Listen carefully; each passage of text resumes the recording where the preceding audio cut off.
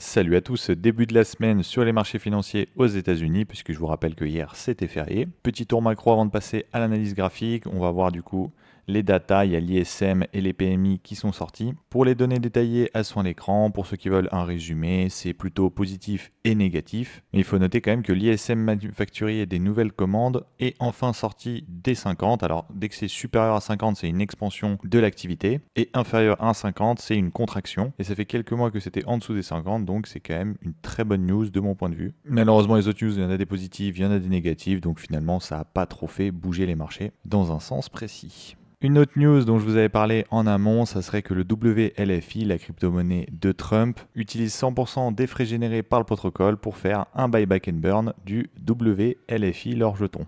La charte ressemble à ça depuis son lancement. Il y a moyen que là, il y ait une réaction spéculative par ici, mais honnêtement, c'est plus pour l'instant les shorters qui se mettent bien. Et personnellement, je vous déconseille d'investir dans ce token. Si jamais vous le faites, pour moi, c'est uniquement à des buts de trading court terme. Mais ça m'étonnerait pas qu'on ait des tentatives de manipulation avec des systèmes de buyback, de burn, des espèces de pump orchestrés par les market makers pour faire FOMO. Essayez d'extraire un maximum d'argent en essayant de maintenir le prix le plus haut possible tout en vendant partiellement les positions qu'ils ont eues et qui sont actuellement en x7 ou en x20. Donc vraiment faites gaffe si jamais vous faites du buy and hold et si jamais vous faites du trading court terme, amusez-vous bien parce qu'il y a pas mal de volatilité et vous allez sûrement vous faire plaisir. L'autre projet dont je vous avais parlé qui s'est lancé en même temps, c'est le XPL. Il a subi une grosse chute au démarrage, là il est en train d'accumuler, on va voir ce qui se passe. Je pense qu'il y a énormément de pression baissière, on voit bien avec toutes ces mèches. Dès qu'on essaie de monter, des personnes vendent. Il y a énormément de volatilité, j'ai l'impression qu'on essaie de faire maintenir le prix un peu haut, à voir si ça tient, mais vraiment faites gaffe au tout début, même si le projet est vachement intéressant, même si vous voulez rentrer sur le projet, je vous conseille d'être patient et d'attendre de voir une latéralisation du prix pour potentiellement entrer si jamais vous voulez le faire. Le Nasdaq aussi qui commence septembre en baisse, il faut pas oublier que la saisonnalité de septembre est vraiment dégueulasse, je vous avais fait une vidéo dimanche là-dessus. Historiquement, c'est le pire mois de l'année et de loin sur les marchés financiers, c'est l'un des seuls mois qui est en négatif. Bien évidemment, ça ne veut pas dire que tous les mois de septembre sont négatifs, mais il faut prendre ça en compte, puisque tout le monde le sait et du coup c'est un peu autoréalisateur, les gens ont envie de prendre moins de risques sur les marchés et l'ambiance est un peu plus pesante que d'habitude. Et ça se voit notamment avec un rebond du VIX. Aujourd'hui, pour l'instant, on est à plus 16,70% et on est monté déjà à 18,80. Rien d'alarmant pour le moment, mais je trouve que c'est à noter.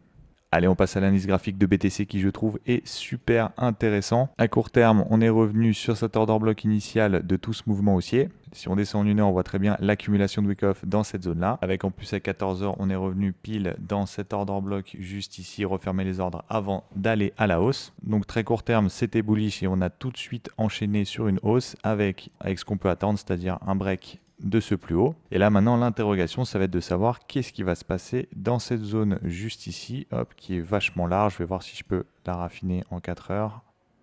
Hop, un truc de ce style-là. On a déjà une réaction juste au-dessus de ce sommet. Ça m'étonnerait qu'on s'arrête ici. On va au moins aller dans cette zone, parce qu'en plus, on peut voir que cette grosse mèche est revenue dans cette zone juste ici. Donc, les ordres ont déjà été refermés.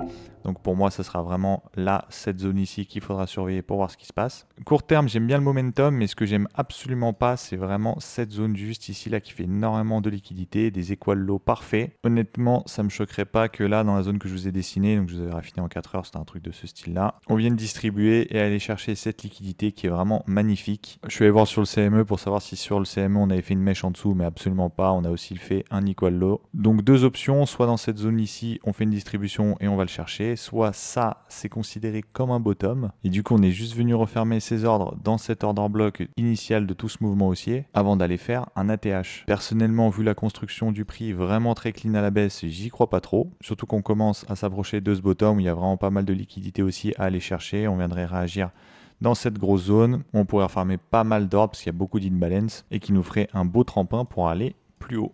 ETH court terme, il est plus bearish que BTC. Court terme, on a bien eu, hop, pareil que sur BTC, le retour sur cet order block est direct une impulsion haussière, mais contrairement à BTC, il n'est pas venu break son sommet, donc c'est vraiment un manque de force. Si jamais on dézoome en plus, on voit bien que c'est quand même vachement dégueulasse, avec les petites mèches ici, ici, ici, les zones de rejet. C'est vraiment pas beau, donc ça m'étonnerait pas qu'on vienne chercher du coup maintenant les 4060 et qu'on essaie de choper de la force dans cette zone juste ici. Celui que je regarde aussi pas mal en ce moment, c'est Solana, qui pour moi va être le relais de croissance de ETH et de BTC. C'est lui qui va faire les plus grosses performances dans les semaines à venir. Donc je vous conseille aussi de regarder regarder les altcoins qui sont sur Solana et qui peuvent potentiellement vous intéresser. Pour l'instant, vu que le marché est vachement lourd, je suis surtout exposé sur Solana en lui-même, puisque je considère qu'on est quand même dans un environnement incertain et vachement bière, donc on peut aller chercher 5-10% plus bas, mais aussi dans un environnement où le consensus est tellement bas qu'on pourrait prendre les gens à revers et aller pump plus haut et relancer une hype haussière. Donc comme je souhaite rester investi dans les altcoins, j'ai pris du Solid, j'ai pris du Solana, de l'ETH, du hype. Si la baisse continue, je resterai dans ces actifs et normalement mon portefeuille prendra moins cher que si jamais je suis sur le reste des altcoins. Et si je vois que la hausse commence, je liquiderai un peu de mes positions sur mes grosses caps pour m'exposer sur les altcoins. Bien évidemment, si c'est le cas, je vous en parlerai en vidéo. Je voulais aussi revenir sur le coin Pump, d'où le titre de ma vidéo. Je vous avais parlé que je voulais en acheter sous ce lot-là. Au final, je n'avais pas acheté parce que du coup, j'étais en transition, j'étais en train d'acheter d'autres choses et ça rentrait pas dans ma stratégie d'investissement. En fait, j'étais déjà assez exposé sur des alts spéculatifs et j'avais pas envie d'en vendre pour acheter du pump et j'avais pas non plus envie de vendre des plus grosses caps pour acheter du pump. Mais si jamais vous avez suivi mon call, je vous conseille de décaisser un peu. Là, cette grosse zone d'order block initial de tout ce mouvement baissier, on a eu une belle réaction, mais là on est en train de faire une distribution dans cette zone juste ici. Une distribution en daily et quand on va en 1 heure, on voit bien aussi la distribution en lower time frame. Donc vraiment, je vous conseille de prendre des profits, de vous dérisquer un peu, voire même de réaccumuler un peu plus bas avec les bénéfices que vous avez fait. Comme ça, vous augmentez votre nombre de pumps. Ça peut être une stratégie si vraiment vous avez mis des miettes sur le projet. Je vais chercher une métaphore, mais on va parler en tant que chiffre, ça va être plus simple. En gros, si jamais vous avez mis par exemple vraiment une miette, donc 0,5% de votre capital pour vraiment gamble avec une toute petite exposition, mais si jamais vous avez mis 5% de votre portefeuille, ce qui n'est pas du tout déconné pour une exposition full spéculation. Dans l'option 1, vous pouvez réinvestir les bénéfices pour augmenter votre nombre de pumps. Et dans l'option 2, je vous conseille de prendre des profits pour baisser votre risque parce que quand même, il a fait un beau rallye de 40% en quelques jours.